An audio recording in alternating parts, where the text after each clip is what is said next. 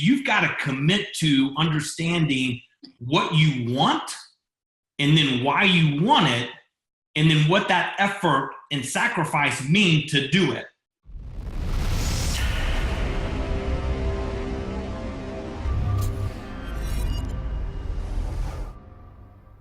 Welcome to the Unstoppables. You're on the station, the platform, the place where we turn those intentions of yours into dollars. That's right.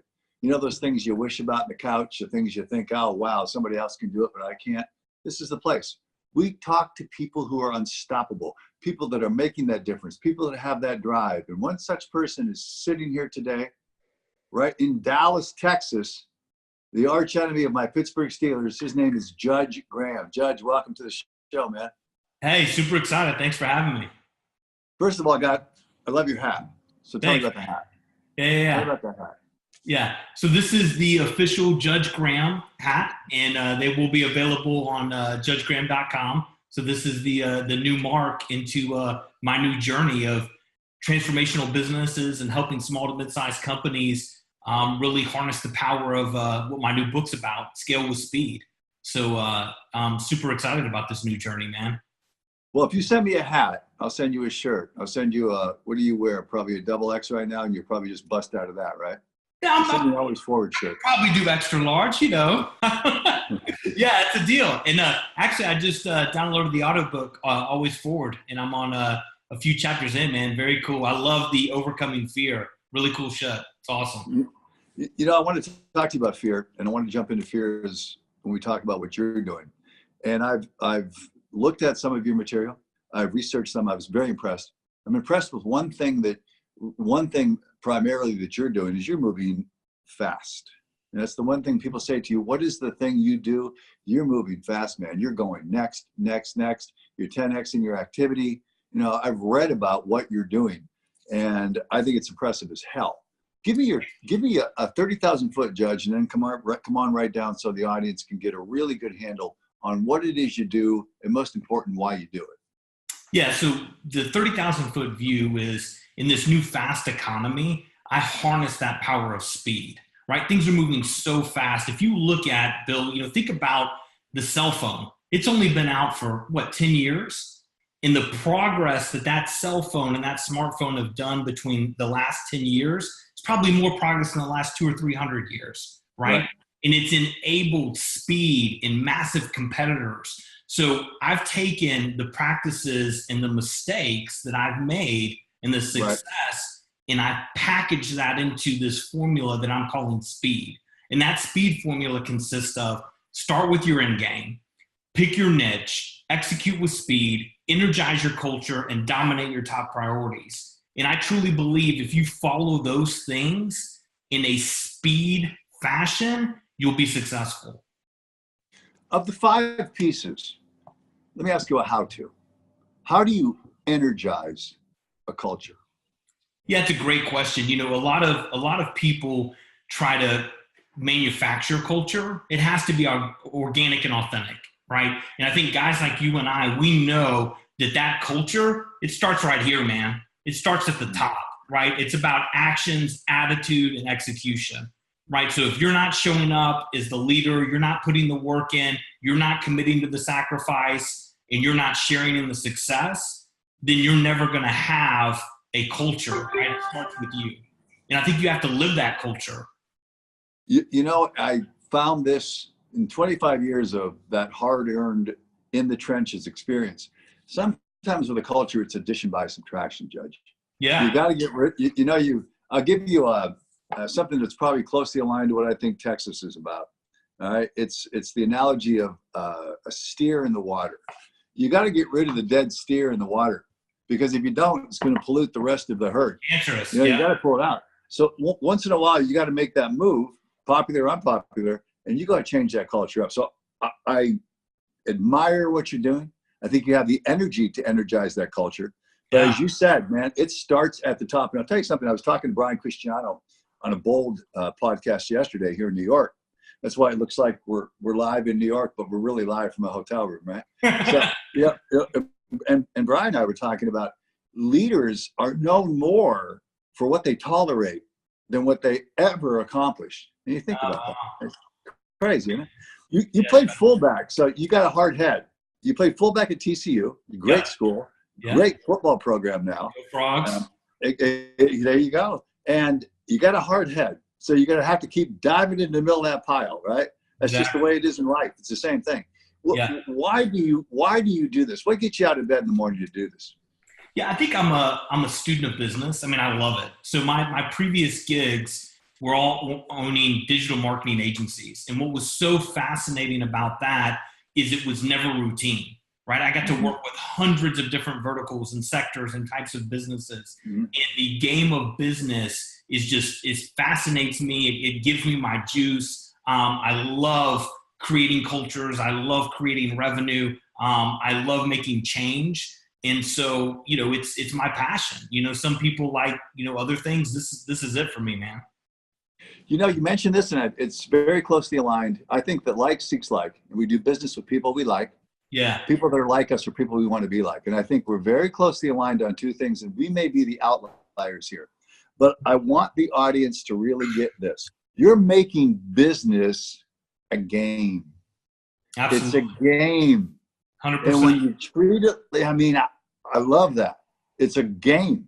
And people take this as a life and death enterprise. You know what? It's not. And they get stuck in that place, that anchor of fear, where they believe that if they don't do something, they don't make an action, they have to wait for the perfect time. And there is no such thing as a perfect time, that they're not going to be able to do something. They're stuck in fear. You're able to overcome and go through the fields of fear. And most people are stopped because they can't go through it. So how do you move through your dominant fears? And what is your dominant fear? Yeah, no, I think fear is a potential, and even listening in your book, it's a potential motivator, but it's pre-manufactured, right? Fear doesn't exist, Yes. right? Yes. It's the boogeyman. The boogeyman's not real. So you Right. got to fight through that fear. I think that success, one of my core values in all my companies is fearless, right? So Yes. the ability to be fearless, right? So fearless in your thinking, fearless in your decision-making, fearless in moving forward, right? When you get that mentality of, I don't care, I'm going to do this, you learn, you create momentum, you break through it, right? And I don't think you become fearless until you jump in and do it, right? So it's all part of the burning the ships. You're forced to do it at that point, and then the fear goes away because it becomes survival, and then you become better. Wow. You've got to burn your boats. 100%. You've got to burn the boats. You've got to make that commitment. And I'll tell you this, Judge, you probably see this in your immersion in business, that a lot of people that I mentor, that I coach, will want the lifestyle. They'll tell you they want it, but they really don't know what it is. Sure. How do you coach people to really find out what it is they really want? They always know what they fear. Yeah. But how do you coach them to find what it is they really want? Yeah, it's a great question. We're doing so part of this start with your end game in the first part of speed is, I think a lot of people start businesses and they really don't know why they're starting it, right? What's your why? What's your what? What's your how? What's the proof that you can do it? And I think success is all based on a desired lifestyle and outcome, right? So you've got to commit to understanding what you want, and then why you want it, and then what that effort and sacrifice mean to do it. And I think a lot of people don't think about that truly when they want to start with their end game to then approach business. And that's something I want to start teaching people, to have this self-reflection, to truly understand, why are you doing this? What do you want from the business? And what does that mean to sacrifice to make it happen? Shake them to wake them, baby. That's it, brother. That self-reflection is one of the most important things that you can do. It is the thing that when people do, they often delude or deny what they see. But you got to be able to see warts and all, correct? Absolutely, 100%. Or you can't. But and I'm really, really embracing what you talked about in your definition, or one of your definitions of success, that it's a desired lifestyle and those outcomes that are attached to it, because the outcomes are fundamentals that you have to live and, as you would say, execute with speed to be able to reap the benefits of the lifestyle. 100%. And All I right, think, go ahead. no, and I just think a lot of people are always thinking about a monetary, whatever that is, but they're not Mhm. willing to put the work in or really understand what that means. Yeah. Those things are typically disconnected. Yeah, you're right. I always tell people that money and happiness are often mutually exclusive. And when 100%. when the only motivator you have is money or monetary or material things, at the end of the day, it's a very empty experience when you finally wake up, finally break the chains of denial and delusion, and you see, wow, this is the purpose of the exercise. What the hell was I doing this for? I always say, what's the purpose of the damn exercise? Yeah. Let's start there. And then everything else just filters backward from there. Let's talk about where the location. So let's get into the granular part, the fun part of the show. I'm a Pittsburgh Steeler, inveterate, diehard, grew up there, fan. And how in the hell did you become a Cowboy fan? Was it because you live in Texas? Texas, yeah. Born and bred Texan. Started off in Houston and then have been in the DFW area ever since. So I was an Oilers fan. Oilers went away, came here, so now I'm a Cowboys fan. I'm going to date myself here, okay? It's way before your time. Your parents hadn't met yet. But I remember when Dan Pastorini played for the Oilers. Those are the days. See, I got to go back in time in the days of the Steel Curtain, right? The good days, the halcyon days for Pittsburgh. Go back there. And greatest rivalries, I think one of the greatest rivalries in sports is Pittsburgh and Dallas in football. It's a great one. Yeah, totally. Yeah, have you been to the Cowboys Stadium? I love your stadium. I was there for the Packers game last year, which was the drive by Rodgers. And I was there the year before the Giants game, the opener. So I love that edifice. That is a magnificent, magnificent complex. And you are as rabid as Pittsburgh Steelers fans. So gotta love that. Yep. Before we lose most of the audience who doesn't like football, and they think football is soccer. I don't. You don't. Let's jump into success. Give me, and you may have already done this with the lifestyle desired outcome. Give me Judge Graham's definition of success. Yeah, my definition of success is having a purpose in giving, right? So the ability, like success to me, when you hit that ceiling of financial freedom and money, right? Success then changes, right? It's what are you giving and how are you contributing and what is a legacy, right? So what's important to me now, because I've hit all my financial goals and exceeded them, now it's about how do I help bring other people on this journey to that success, to achieve that financial freedom, but more importantly, find their purpose, right? I think when you're in business, you're doing it every day. You're grinding. If you're going to grind that hard, you got to love what you do. There's a lot of ways to make money. So let's pick one that you can make money at, but that you love and it creates purpose for you. And I don't want the audience to lose how important what you just said is. You got to do the work to find that purpose. And I think purpose finds you when you're in the work. As strange as that sounds, when you're in there doing the work, you'll be pulled by purpose. Everything else, Judge, is a freaking push. You're pushing for the next raise, you're pushing for the money, but purpose is that compelling pull. That's the dangerous people in life like you, is they're inspired. See, that's dangerous to mediocrity. That's dangerous to complacency when you're inspired, man. And it's different than motivation, which has an end line to it. I'm loving what you're saying about success. I got to ask you this because we can't do this alone. We all have help. We all have assistance from some form, some people, some source. Who were some of your most important mentors, and what did they teach you? Yeah, it's great. So I had my previous business partner was a great mentor for me. So we had some, years or a decade or two of experience ahead of me, which was awesome, right? So I think to become successful, a key trait is you need to shut up and listen.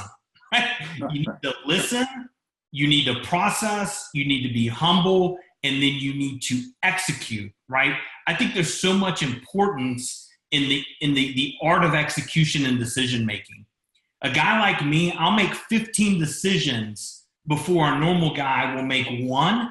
And during that process, my learning and my momentum allows me to grow, right? And so I think mentors have taught me that. But stay right there. Brilliant. Because what you're doing is you're not waiting for perfect. No. You're not waiting for someone else to make a choice for you. You're making decisions. And if I'm reading between and listening between the lines, if you mess it up, you make another decision, another decision, another decision. You got momentum. The hardest thing in life to gain is momentum. You know when you lose it. You don't know exactly when you got it, but you got to keep pedaling. You got to keep 10xing it. You got to keep the activity levels really high to generate that momentum. It comes from the next decision. And a lot of people fear making the wrong choice. Make a choice, because one will be made for you if you don't. Yeah, that's one of my chapters is make decisions fast. I mean, we're faced with, it's some crazy stat. It's like 35,000 decisions a day. I mean, think about that. Now that's, should I brush my teeth? Should I tie my shoes? And then probably there's a 4 to 5% that could be core, right? That are you have to think a little bit about. Make the decision. Make it, move forward, pivot, adjust, fail, get better faster. That is part of success. And see, you're processing. So you're taking the stuff in from the outside. You're synthesizing, you're processing, you're analyzing, you're finding out what you can do better the next time, and you're doing it. And the majority of us, because our brains are conditioned to move this way, work on rote, work on we're just in that unconscious state of, I just do this. And we're really not processing, making decisions. We're just kind of going with the drift. You got to be able to be aware and then do what you do. Get in there, think, process, be right there in the moment, make a decision, man, because that's going to influence your future. Yeah, and it creates this like, again, this word momentum is so key, Bill, right? Because when you're running a team or an organization and they see the leader being decisive, making decisions, living by those decisions and adjusting and being humble enough to recognize when they're a wrong decision, that creates that momentum. And we talked about culture, that becomes not manufactured, that becomes real. Yes. Right. And when you have real culture, that's a game changer in any industry. So would you say culture would be the lived expression that comes from the leader, which entails humility and decisiveness? 100%.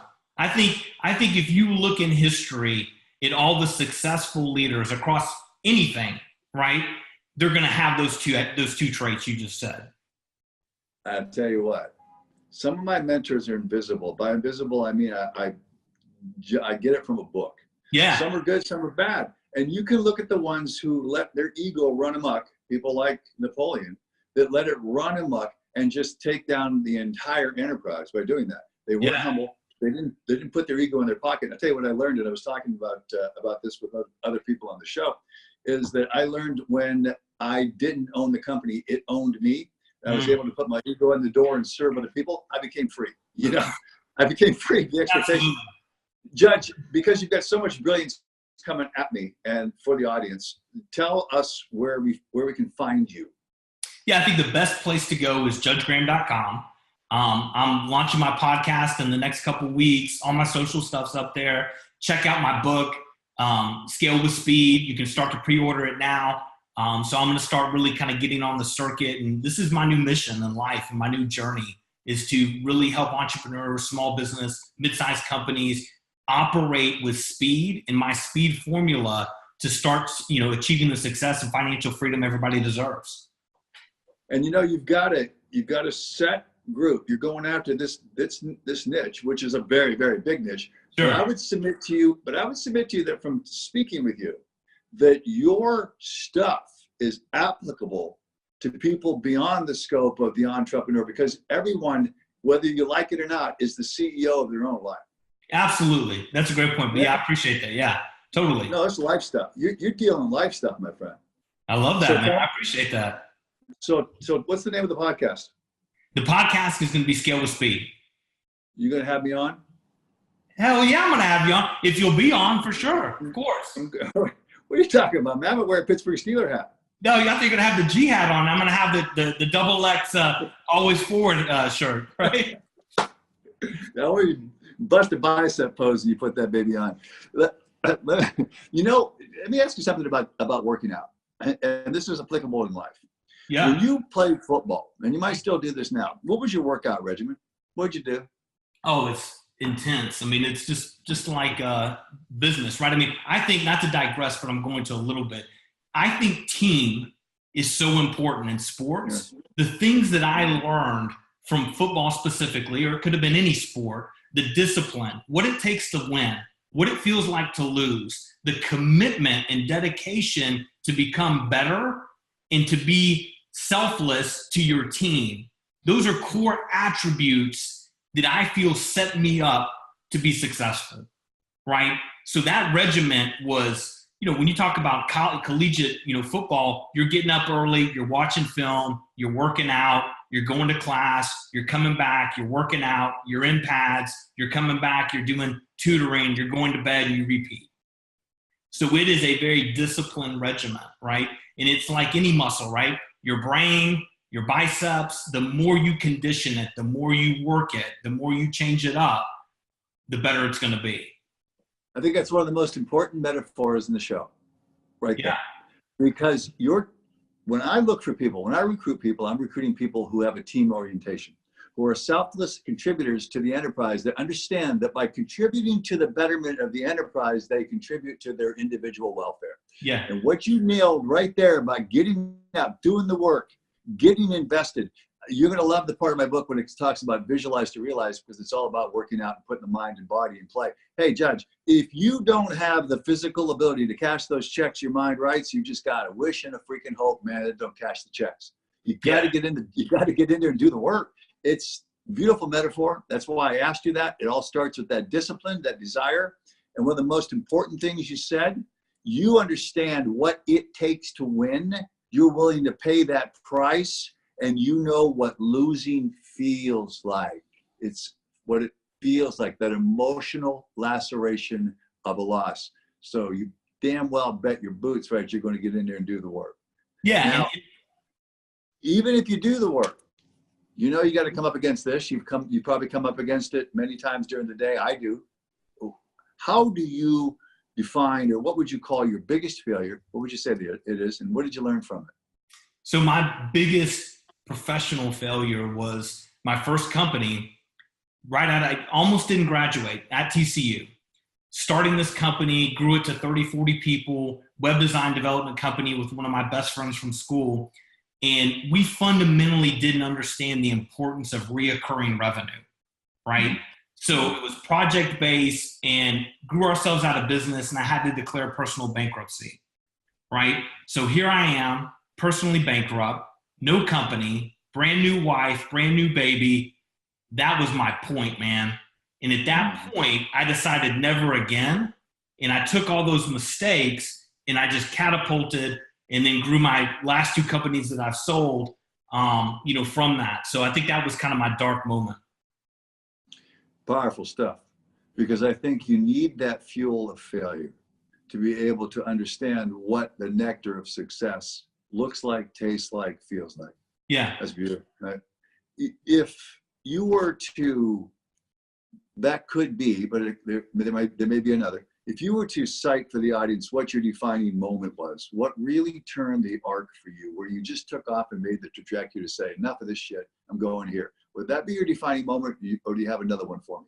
Yeah, I think it was all of those together, right? I think as a husband and a father, it was a defining moment for me to realize this selfless, right? At that point, I truly knew that I've always been selfless through sports, but being married and having a brand new baby, that was my defining moment. And I said, never again, I'm going to be able to pay the bills. I'm going to be able to do that. And we just, at that moment forward, psychologically, it switched for me and there was no turning back. The only option was success. Burn your boat. It was burned, baby. I had gasoline. And I got to share. No, I got to share this with you too, because what the mark of a quality character in person is what you talked about. That's called responsibility. And looking into the eyes of other people and understanding that you're responsible for their welfare, for their life, for their lifestyle. And I've had salespeople who I put baby pictures in front of their babies, their wife, their family, and said, get on the phone, man. Make those 150 calls. This is what you're doing it for. And I still get the deer in the headlights look, because that fear was just overwhelming, and it overwhelmed their personal responsibility. I could never get that shit. Couldn't get it. Yeah. You start with you start with understanding, what the end game is. So what's the end game for Judge Graham? What does it look like? So the end game now for me is to help motivate 1 million plus entrepreneurs, small business, and mid-sized companies, right? Whether that's through podcast and video content. I want people to understand what it takes to win in this new fast marketplace. And I want to help provide them a proven framework that's going to take work, but if they put that work in, that they can be successful. What does your perfect client look like? Perfect client could be, anywhere as low as, probably $1 million in revenue up to 150 million in revenue. I think that's kind of I know that's a broad range, but so you're really talking small to mid-sized businesses. What's next for you? You got a podcast, you got a book, so you're moving at lightning speed, which is the way you move anyway. So what is next for you on this journey? Next on this journey is, I think, speaking, some consulting stuff. I also want to really nail down my video content. I want to create some workshops. I think you brought up a great thing, Bill, and it's a confirmation, hopefully, that some of my stuff and my material can also be applied to lifestyle. So I want to be able to create something that is more cost effective that, the masses can have. So It's really taking that and creating some sort of workshop and content that you can, do through video. Yeah, and that's where I see it. I see it expanding beyond, just the constraints of business, we're all in this business of life. And life to me is a game. It's a game to be played well when you learn how to do what you're coaching. You got to execute. You got to have that end game in mind. That is beautiful and brilliant. And that's the way you say to think bigger, conquer faster, man. That's the way to move always forward, correct? Yeah, absolutely. All right, Judge, you mentioned the word legacy, which is important to me because legacy is those things we pass on to other people so they can learn from, those people. That this is the real reason for me of doing these things is I want to establish that legacy where I can look back and say, I didn't do it for them. They had to do their own push-ups. They had to go to the gym. But at least I gave some kind of inspiration, foundation, maybe some kind of coaching from mistakes I made or from things that I've done. And they've taken this and just made it even better for themselves. If you could write a paragraph, you've got a baby, you've got a wife, you've got followers, you got to write a paragraph because Judge is no longer here. He's gone. What would you want those people to read in that paragraph of life so they could grow better from it? Yeah, great question. I mean, I think first and foremost that I always operated at a high ethical mentality, right? That everything that I did was about the purpose, right? And was about not only taking care of my family, but taking care of whoever let me contribute to their life, right? In a positive way. So, that to me would be it, is really leaving on a note of, hey, he helped inspire, motivate, and actually affect in a positive way, 1 million plus people. That'd be awesome. You have a great and very important, vital message, and you're the right messenger for it. Oh, thank you, brother. I appreciate that, man. I really do. It means a lot. But no, hey, I'm telling you, I could work with you outside the Dallas Cowboys now. I gotta ask you this and signing off on a personal note. Yeah. How much sleep do you get a night? How much what? How much sleep do you get a night? Probably 6 hours. Always run on 6 hours, or is that a badge of courage and badge of honor like everybody that says they sleep for 4? No, I mean 6 to 7 hours. I mean, I think sleep's important. Yeah. I do. I don't know how much sleep do you get? 6 to 8 depends on what I've done the night before. Yeah. Yeah. I think it all depends, right? It depends on what's going on. But I think I think your physical has to be in check for the mental to be in check.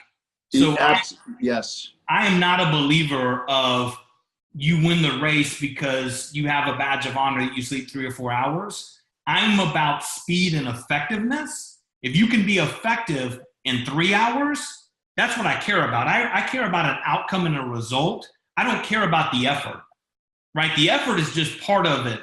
Whatever that effort is, if you can do it in 3 hours to get me the same result, fantastic. Or if it takes 15, I want the outcome, right? Yeah. So I'm a believer that, you know, it's about the outcome. I want the audience to get what you just said, because banks don't cash our intent. They only cash our results. Yeah. And I'm one that has to listen. I listen to my body, because other people are taking 3-4 hour, you know, siestas or naps or whatever that's called. It's not really a sleep. And they're able to, they say they're doing certain things. That's great for them. Maybe that's just the way they're wired. But I'm wired to get my sleep, because I can't perform at optimal function unless I do. And you know what, Judge? So many people cut and paste the thoughts of others as theirs and think they have to emulate those traits and characteristics to become successful. There are certain ones that you absolutely do. Success does leave clues. But when it comes to resting the body, getting in the best possible shape, mentally and physically, to be able to execute, you gotta get your sleep, man. That's what I wanted to ask you. You gotta get your sleep. Yeah, I totally align with that, 100%. Judge, I'd high five you, man. Next time I see you, I'm gonna high five you, baby. You were effing awesome in every sense of the word. Thanks, Stay buddy. on. And you know what? I'll catch up with you later on. You were great. All right, brother. Thanks. See you, man. Go Cowboys. Go Steelers. Go Steelers.